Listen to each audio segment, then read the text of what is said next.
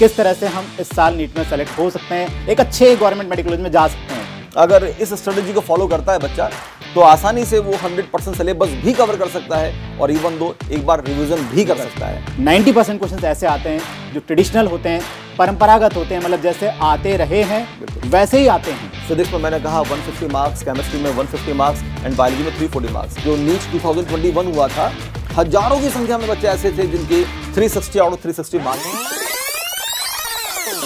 Hello students, नमस्ते to all of you. Myself Vinod Kumawat, working as vice president, और मेरे साथ है Vijay Soni sir. Hello students. Same, working as VP at LN। हम दोनों को लगभग 20 साल हो गए सब्जेक्ट पढ़ाते हुए। सर केमिस्ट्री से डील कर रहे हैं और मैं फिजिक्स से डील कर रहा हूँ।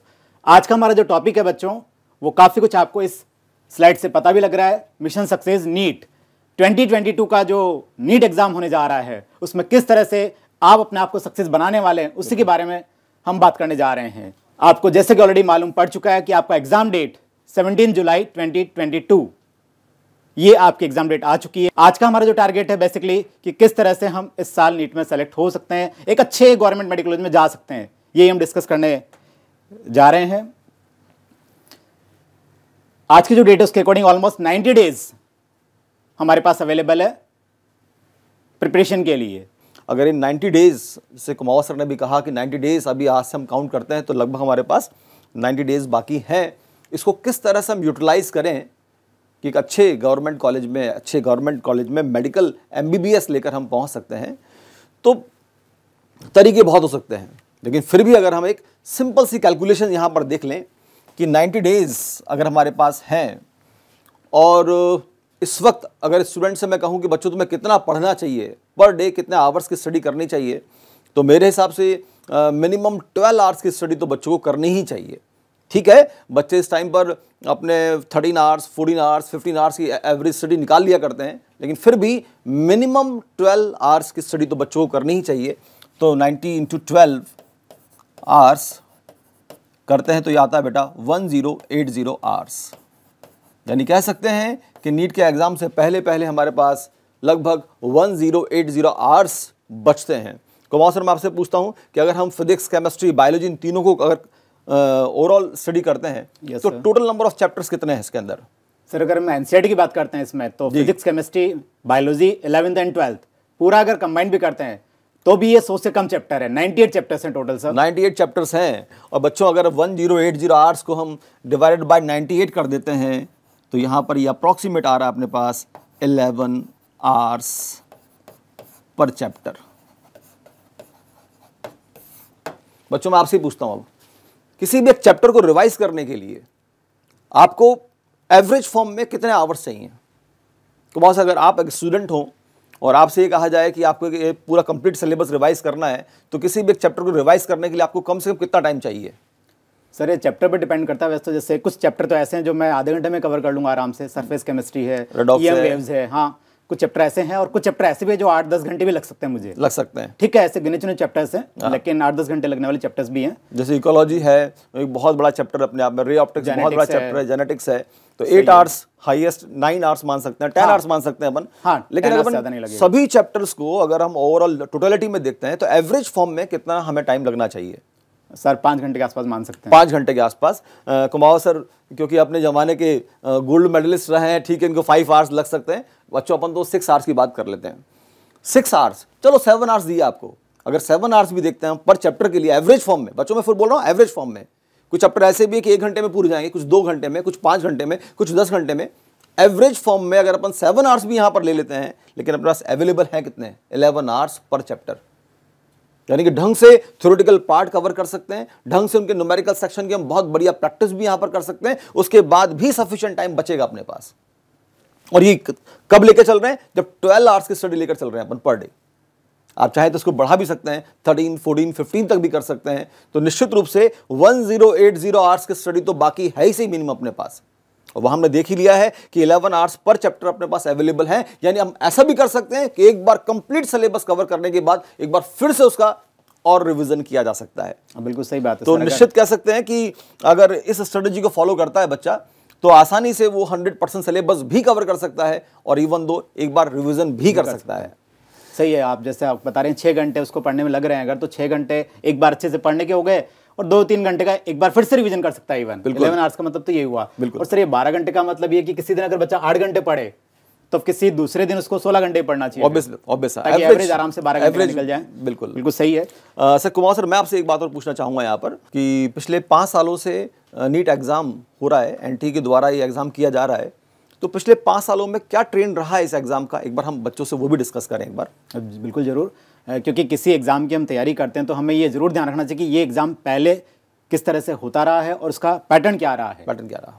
क्योंकि पैटर्न की स्टडी के अकॉर्डिंग हमें आगे ध्यान रखना होता है। बिल्कुल। तो पिछले 5 सालों की अगर हम बात करें तो पिछले 5 सालों में नीट का जो पेपर हुआ है उसमें जो चैप्टर वाइज क्वेश्चंस आ रहे हैं, इजी आ रहे हैं, मीडियम आ रहे हैं, टफ आ रहे हैं, क्या सिलेबस नीट का आ रहा है, किस पर्टिकुलर चैप्टर के कितने क्वेश्चंस आ रहे हैं, ऐसी बहुत सारी बातें हैं जो हमें ध्यान रखनी होती है। लेकिन एक सबसे बड़ी बात जो मुझे मेरे अनुभव से मैं कह सकता हूँ कि इन जनरल नीट के अंदर 90% क्वेश्चंस ऐसे आते हैं जो ट्रेडिशनल होते हैं, परंपरागत होते हैं, मतलब जैसे आते रहे हैं वैसे ही आते हैं। लाइक काइनेमेटिक्स में एक पर्टिकुलर इक्वेशंस ऑफ मोशन, इस टाइप के क्वेश्चंस बनते हैं तो इन जनरली वैसे क्वेश्चन बन जाते हैं। इलेक्ट्रोस्टैटिक्स से मालूम है कि यार कंडक्टिंग सेल का क्वेश्चन कहीं ना कहीं जनरली बन जाता है, तो बन जाता है। तो ऐसे हर चैप्टर में कुछ कुछ कंटेंट्स ऐसे हैं जिनके इन जनरल क्वेश्चन आते रहे हैं। जैसे थर्मोडायनेमिक्स चैप्टर है केमिस्ट्री के अंदर, 3 जगह बनती है, तो गिब्स फ्री एनर्जी से सवाल बनने वाला है, या एंट्रोपी से क्वेश्चन आने वाला है, या वर्क पर बेस्ड क्वेश्चन आने वाला है। तो पिछले ट्रेंड जो दिखाई दे रहे हैं पिछले 5 सालों के, वो ये दिखाई दे रहा है कि जो पेपर का पैटर्न है वो ट्रेंडी है। 90% क्वेश्चंस जो होते हैं वो ट्रेंड्स सेट किया होता है, डेटा चेंज करके या उसी कॉन्सेप्ट पर बेस्ड बातों को घुमाकर पूछ लिया करते हैं। हाँ, इजी या टफ की बात फिलहाल नहीं हो रही है, इजी या टफ की बात नहीं हो रही है, बात हो रही है सिर्फ ट्रेडिशनल फॉर्म में क्या पूछा जा रहा है। तो 90% पेपर तो फेमस मान सकते हैं कि हाँ, इस चैप्टर के इस सेक्शन से यहाँ से क्वेश्चन बनता है। बच्चों, आपके लिए कुछ ऐसी और भी वीडियोस अभी हम अपलोड करेंगे जिसके अंदर आपको chapter wise, even though subject wise, उसके बाद फिर चैप्टर वाइज भी बताया जाएगा कि किस सेक्शन पर हमें कितना कहाँ फोकस करना चाहिए, जिससे कि आसानी से हम एक अच्छा स्कोर कर सकते हैं। और इसीलिए सर बच्चों को ये बताया जाता है कि जो प्रीवियस ईयर के पेपर्स हमें जरूर करना चाहिए, ध्यान से करना चाहिए, उनके आंसर्स नहीं याद करने चाहिए हमको। बिल्कुल। इवन हमको उन्हीं क्वेश्चंस में डेटा चेंज करके फिर से सोल्व करना चाहिए, और उसके ऑप्शंस जो हैं उनको देख करके भी खुद क्वेश्चन सोचना चाहिए कि कैसा क्वेश्चन पॉसिबल हो सकता है। तो पुराने 5 साल के पेपर्स को बहुत अच्छे से दिमाग लगा के बच्चों को करना चाहिए। और सही कहा, हम कुछ वीडियोज ऐसे भी लेकर आएंगे जिसमें आपको बताया जाएगा कि कोई भी एक चैप्टर है, उस चैप्टर के कौन से वाले पर्टिकुलर सेक्शन से कैसे क्वेश्चन बन सकते हैं ये आपको बताया जाएगा, और किस टाइप के क्वेश्चन ज़्यादातर आते हैं। कोई भी एक चैप्टर से, मान लो इलेक्ट्रोस्टैटिक्स एक चैप्टर है, तो इसमें आपको बताया जाएगा भाई यहाँ से कैसा क्वेश्चन आ सकता है, कूलम्ब्स लॉ से किस टाइप के क्वेश्चन आ सकते हैं, इलेक्ट्रिक फील्ड से क्वेश्चन कैसा आ सकता है, गाउस लॉ से क्वेश्चन कैसे आ सकता है। ऐसे पूरा का पूरा डिटेल्ड चैप्टर वाइज भी वीडियोज़ आपको दिए जाएंगे, जिसमें आप थोड़ा सा और पढ़ने के बाद उसको देखेंगे तो अच्छा लगेगा कि हाँ, अब हम अपनी तैयारी को और कैसे बढ़ा सकते हैं। तो बच्चों, ये इसके लिए बहुत ज़रूरी है कि अगर चैनल सब्सक्राइब नहीं किया है तो ज़रूर कर लीजिएगा, जिससे कि आप समय समय पर आपको सारी वीडियोस मिलती रहें। यस। तो अभी जैसे कि हेडिंग था, अपना मिशन है नीट 2022, और जैसे डेटा अब तक बताते आ रहे हैं, हमारा मानना है कि 640 मार्क्स अगर आप लेकर आ जाते हैं तो आराम से गवर्नमेंट मेडिकल कॉलेज आपको मिल जाएगा। इतने सालों के जो मेडिकल के पेपर्स आए, कभी इजी भी आया, कभी टफ भी आया, कभी फिजिक्स टफ, कभी लेंथी, पता नहीं बहुत सारी बातें हुई होगी, लेकिन ये कंफर्म है कि इतने नंबर पे तो आराम से मेडिकल कॉलेज मिल जाता है गवर्नमेंट। और सर शायद इसमें 640 मार्क्स पर तो एक बहुत अच्छा गवर्नमेंट कॉलेज मिलेगा उन बच्चों को। हाँ, ईयर वाइज कभी कभी ये 620 हो जाता है, कभी 600 भी हुआ है, 580 भी हुआ है, ऐसा नहीं है, और हो सकता है इस साल भी हो। ऑफकोर्स ये आप भी समझते हैं कि ये सब कुछ डेटा डिपेंड करेगा पेपर के लेवल पर। बट हम तो अपनी तैयारी ऐसी करें ना कि अब तक जो हुआ है उससे अच्छी तैयारी करें हम। बिल्कुल। तो 640 पे तो कंफर्म है कि अपने को आराम से मेडिकल कॉलेज मिल जाएगा। तो सर इतने मार्क्स लाने के लिए थोड़ा सा फिजिक्स, केमिस्ट्री, बायोलॉजी में हमें किस तरह से देखना चाहिए इसको? सर इसको अपन कई तरह से स्टडी कर सकते हैं। बच्चों के हर एक अलग अलग कैटेगरीज है बच्चों की। किसी बच्चे का फिजिक्स बहुत स्ट्रांग है, किसी का केमिस्ट्री बहुत स्ट्रांग है, किसी का बायो बहुत स्ट्रांग है। लेकिन अगर हम टोटलिटी में यहाँ बात करते हैं तो मैं कह सकता हूँ कि physics, chemistry and biology, botany, geology मिलाकर biology 150 marks in physics, 150 marks in chemistry and कह सकते हैं 340 marks approx in biology. Physics, chemistry and biology average form में बच्चों को पर सब्जेक्ट इतने मार्क्स तो एटलीस्ट लाने चाहिए जिससे कि इनका सम 640 हो जाए। ये मैं बात कर रहा हूं बच्चों, एक जनरल फॉर्म में मैं बात कर रहा हूं। यहां पर फिजिक्स में मैंने कहा 150 मार्क्स, केमिस्ट्री में 150 मार्क्स एंड बायोलॉजी में 340 मार्क्स। अभी मैं कुछ दिनों पहले स्टडी कर रहा था कि जो नीट 2021 हुआ था हजारों की संख्या में बच्चे ऐसे थे जिनके 360 आउट ऑफ 360 मार्क्स थे। हजारों की संख्या में ऐसे बच्चे थे। उनमें से कई बच्चे सेलेक्ट हुए भी हैं और कुछ बच्चे ऐसे सेलेक्ट नहीं हुए। दोनों कैटेगरीज हैं। लेकिन अगर हम एवरेज फॉर्म में बात करते हैं तो physics 150, chemistry 150 and biology 340 marks तो हमें एटलीस्ट लाने चाहिए। हाँ, प्लस माइनस 10 हम कर सकते हैं। सपोज कोई बच्चा कहता है कि सर मेरा फिजिक्स तो बहुत ही वीक है, तो भाई ठीक है, आपने यहां पर -20 मार्क्स कर लिए, अपने यहां -20 किए हैं, तो या तो आप +10 यहां कर लें, +10 यहां कर लें, या फिर आप अगर कुछ और है तो आप ऐसे भी कर सकते हैं कि आपका बायो अगर बहुत स्ट्रांग एक सॉलिड चैप्टर आपके पास है तो +20 यहां भी कर सकते हैं। तो वो डिपेंड करता है स्टूडेंट्स के ऊपर कि उनका कौन सब्जेक्ट स्ट्रांग है, किस सब्जेक्ट में थोड़े अपने आप को वीक फील कर रहे हैं। लेकिन मेरा मानना ऐसा है कि कोई भी सब्जेक्ट आपका स्ट्रांग हो, वीक हो, चैप्टर एक भी नहीं छोड़ना है।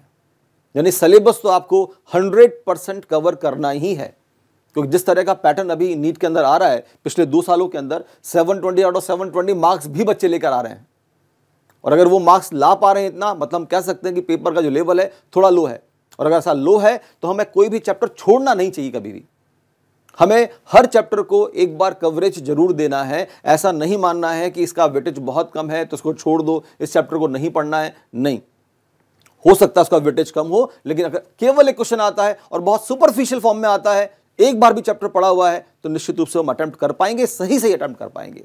मैं इस वक्त कह सकता हूं आपसे यहां पर कि जो एग्जाम है नीट 2022 का, इस एग्जाम में कोशिश करनी है गलती एक भी ना हो। अटेम्प्ट जितने भी करें वो 100% सटीक एकदम सही बैठे हैं आपके। कोशिश करनी है हर पेपर के अंदर, हर टेस्ट के अंदर, हर मॉक टेस्ट के अंदर कि हम इस एवरेज मार्क्स को कम से कम ला पाएं, जिससे कि हमारा कॉन्फिडेंस लेवल बढ़े और आसानी से अपन नीट एग्जाम में बहुत अच्छे तरीके से अपना परफॉर्मेंस वहां निकाल पाएं। कुमार सर, ये तो कुछ स्ट्रेटेजी थी यहाँ पर 640 मार्क्स की, इसमें कुछ आपकी ओपिनियन हो तो प्लीज़। मेरी ओपिनियन ये है कि हम बच्चों से जरूर कहेंगे, बच्चे अपने आप को इस तरह से कैसे जज करें कि whether I am eligible for this kind of marks और नॉट। मैं इसके लायक हूँ या नहीं हूँ, कैसे पता लगाऊँ? तो बहुत आसान तरीका है, पिछले साल के पेपर्स है उनको आराम से टाइम वाइज दीजिए। आपका जैसे थोड़ा सिलेबस खत्म हो जाता है, ये हम बात कर रहे हैं ऑलमोस्ट जुलाई के समय, आप बात कर सकते हैं ऐसी कि 1, 2, 3 जुलाई के आसपास आप जो पेपर्स दें, टाइम वाइज पेपर दें और पूरा पेपर करके देखिए आपके मार्क्स कितने आ रहे हैं। उसमें अगर ये मार्क्स आ रहे हैं, इसका आप इस रेंज में आराम से कवर कर सकते हैं। बल्कि हमारा तो ये मानना है कि इन जनरल जो ईयर लॉन्ग आप पेपर्स देते हैं बच्चों, उनसे ज़्यादा ही मार्क्स मेन एग्जाम में आने के रहते हैं। और सर, इस बार तो एक बहुत अच्छी बात बच्चों से ये भी रही है कि जो एग्जामिनेशन हॉल में जो टाइम ड्यूरेशन है वो थोड़ा और बढ़ा दिया गया है। 20 मिनट्स बच्चों के लिए बढ़ गए हैं। यानी जहां पर 180 मिनट्स बच्चों को मिला करते थे, अब वो 200 मिनट्स यहाँ मिल रहे हैं।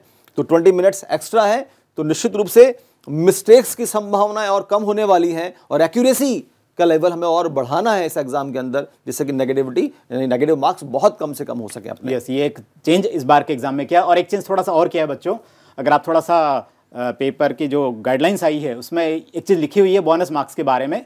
सेक्शन ए और सेक्शन बी दोनों में बोनस का क्राइटेरिया थोड़ा सा अलग है। सेक्शन ए में क्या है, जितने क्वेश्चन आपको करने हैं वो कन्फर्म ही करने हैं, उसमें ऑप्शन तो है नहीं।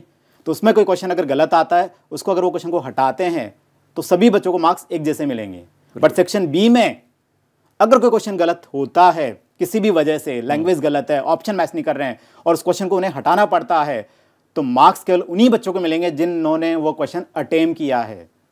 आई मीन सेक्शन बी के अगर आप क्वेश्चन ड्रॉप करने में काउंट होता है, आपने छोड़ दिया उस क्वेश्चन को, आपको लगा कि यार ये तो गलत है, 100% गलत है, और आपने इस क्वेश्चन को छोड़ दिया, तो फिर आपको नंबर नहीं मिलेंगे। बल्कि मैं तो कहूंगा आपको 100% गारंटेड हो जाए कि ये क्वेश्चन गलत ही है, फिर तो पक्का अटेम्प्ट करना है ना, मार्क्स फिर तो आपका ऑप्शन मिले ना मिले आपको तो मार्क्स मिलेंगे सही। फिर तो ऐसी छोटी छोटी बातें और ध्यान रखनी है। बिल्कुल। कुल मिला के बात यह है कि कंटिन्यूटी मेंटेन करनी है। जिस तरह हमने वीडियो देखा था वॉल्टर का, कंटिन्यूटी मेंटेन करनी है, एक डिटरमाइंड होकर हमें पढ़ाई करनी है अपनी, और 12 आवर्स पर डे की जो स्टडी निकालनी चाहिए वो हमें एसेंशियली निकालनी ही है। सर 12 घंटे बिल्कुल पढ़ना चाहिए, सही कर रहे हो। ये जो शेड्यूल है यहाँ पे लिखा हुआ है, तो और बच्चों को किन बातों का ध्यान रखना चाहिए जिससे कि बच्चा अपना वो टारगेट बहुत आसानी से अचीव कर पाए, प्लीज। सर ये तो कंफर्म है कि पढ़ने से सब कुछ होगा। बिल्कुल, केवल हम वीडियो देख लें, सपने में सोच लें हम ऐसा कर लेंगे इससे कुछ नहीं होगा, करना ही होगा। बिल्कुल। अलार्म लगा के सोना बहुत आसान होता है, सुबह 6:30 उठना हमारे अकॉर्डिंग तो आसान होता है, लेकिन वास्तव में क्या हो जाता है, 6:30 जैसे अलार्म बजता है हम उसको बंद कर देते हैं, 5-10 मिनट और सो जाते हैं, वो 5-10 मिनट वास्तव में 50-60 मिनट में कन्वर्ट हो जाते हैं। तो थोड़ा सा एक गुस्सा भी आता है, उठते हैं लेकिन वो एक तरह से आपने दिन की शुरुआत थोड़ी सी गलत कर दी है। आपको अपने आप पे कंट्रोल करना पड़ेगा, इसमें बहुत कुछ डेडिकेशन चाहिए, बिना डेडिकेशन कुछ होगा नहीं। तो डेली का जो शेड्यूल है, हमारा मानना है 24 आवर्स में से अगर आप 6 घंटे की लगभग अच्छी नींद लें, ठीक है, किसी को जरूरत पड़ती है 8 घंटे, कोई दिक्कत नहीं, लेकिन प्रॉपर जो हमारे अकॉर्डिंग बनता है 6 घंटे की नींद अगर आप लेते तो भी लगभग 18 घंटे बच जाते हैं आपके पास। 3 to 4 आवर्स का हम मान के चलते हैं कि डेली एक्टिविटीज जो होती हैं उसमें काम आ जाएगा। 3 to 4 आवर्स भी अगर हटा देते हैं आप तो भी मान लो 14 आवर्स के आसपास तो आपके पास रहेंगे ही सही। और संडे तो 12 घंटे की बात की वैसे भी, बिल्कुल, तो 12 घंटे तुम्हें पढ़ना ही चाहिए। तो डेली का शेड्यूल हम इतना ही कहेंगे कि ऑलमोस्ट एवरेज 12 आवर्स का बन जाए, चलेगा। हम एग्जैक्ट इस बात पे डिस्कस नहीं करेंगे कि मॉर्निंग में कितना, इवनिंग में कितना, जो आपका सुटेबल टाइम है उसको ध्यान रखें। हाँ, लेकिन सर एग्जाम टाइम के अकॉर्डिंग हमें कौन सी बातें ध्यान रखनी चाहिए, जैसे एग्जाम का टाइम दिन में होता है। बिल्कुल सर, इसके लिए बच्चों की बात यहाँ कहना चाहूँगा कि बच्चों एक बहुत बढ़िया बायोलॉजिकल डिवाइस हमारे पास है, ब्रेन, दिमाग। और लेकिन जो दिमाग है वो बहुत स्मार्ट, बहुत अल्टीमेट डिवाइस है, वो ईश्वर ने हमें दी है, लेकिन उसका यूज़ करने, उसका सदुपयोग करना हमें आना चाहिए। और बॉडी क्लॉक आपने एक सुना होगा, बायोलॉजिकल क्लॉक वर्ड सुना होगा आपने, ये सेट करना बहुत ज़रूरी है। जैसे कि मालूम है कि एग्जाम का जो टाइमिंग्स रहेंगे वो रहेंगे 2 PM to 5:20 PM। तो निश्चित रूप से हमें अभी से अपनी बॉडी क्लॉक को सेट करना शुरू करना चाहिए और इस तरह सेट करना चाहिए कि जैसे ही दिन में 2 बजे हमारा दिमाग बोले क्वेश्चन पूछो मुझे आंसर्स देने हैं, क्वेश्चन पूछो मुझे आंसर्स देने हैं। ऐसा कभी मत कर लेना गलती से भी कि एग्जाम तो है 2 PM to 5:20 PM और हमने अपनी जो रेगुलर प्रैक्टिस बनाई हुई है वो प्रैक्टिस है दिन में इस वक्त सोने की। ऐसा बिल्कुल भी नहीं करना है। हमें अपनी बॉडी क्लॉक सेट करनी है, इस तरह सेट करनी है कि 2 से लेकर 5:20 तक हमारा दिमाग हाईएस्ट एक्टिवेटेड फॉर्म में रहे। बिल्कुल सही बात है। इवन जितने भी गेम्स होते हैं उनमें भी क्या होता है, प्लेयर्स को थोड़ा पहले बुलाया जाता है, बिल्कुल एग्जैक्टली, ताकि वो जो कंडीशंस है, एनवायरमेंटल कंडीशंस हैं, जो कुछ भी कंडीशंस है, वहाँ की परिस्थितियां हैं, उसके अनुकूल वो हो जाए ताकि अच्छा खेल पाए। बिल्कुल बिल्कुल, ये भी एक परिस्थिति है कि ऐसा नहीं कि दोपहर में हमारा दिमाग थोड़ा सा इनएक्टिव रहता है, हम थोड़े लेजी हो जाते हैं, हाँ। खाना इतना ज़्यादा खा लेते हैं कि 2 से 5 हमारे लिए बैठना ही मुश्किल हो जाता है। तो ऐसा नहीं होना चाहिए। और आप सोचो कि सिर्फ उस दिन, एक दिन सर हम कर लेंगे सेट, उस दिन हम खाना वाना ढंग से खा लेंगे, सुबह ही सब हो जाएगा, ऐसा नहीं होगा बच्चों। मिनिमम 21 डेज, इवन सारे लोग यही कहते हैं कि 21 दिन तो कम से कम लगते हैं अपनी हैबिट को सेट करने के लिए। तो अभी तो हम अभी से सेट करें तो और अच्छा रहेगा। स्टडी टाइम में एक इतनी सी बात आपको बता दी गई है कि टोटल मिला के 12 घंटे का शेड्यूल आपका बनना चाहिए। 3-4 घंटे अगर आप कहीं और भी अपने सिलेबस को कवर करने में दे रहे हैं तो भी आपके पास सेल्फ स्टडी के लिए भी 8 घंटे तो बचते ही हैं, बस एटलीस्ट वो 8 घंटे जब आप चाहें तब निकालें, लेकिन पढ़े जरूर। बिल्कुल। और क्वेश्चन प्रैक्टिस जितनी कर सकते हैं करें। और सबसे फ्रूटफुल कंडीशन इस वक्त ये है कि जो भी आप पेपर्स कर रहे हैं, क्वेश्चंस कर रहे हैं, उसमें जो कमियां मिल रही हैं उन कमियों का एनालिसिस करें। उन एनालिसिस के थ्रू जो भी कमियां आती जाए उनको रिमूव करते चलें, आगे बढ़ते चलें, कंटिन्यूटी मेंटेन करें। आज के लिए इतना ही बच्चों, आगे के फ्यूचर के लिए best of luck, all the best. Thank you बच्चों।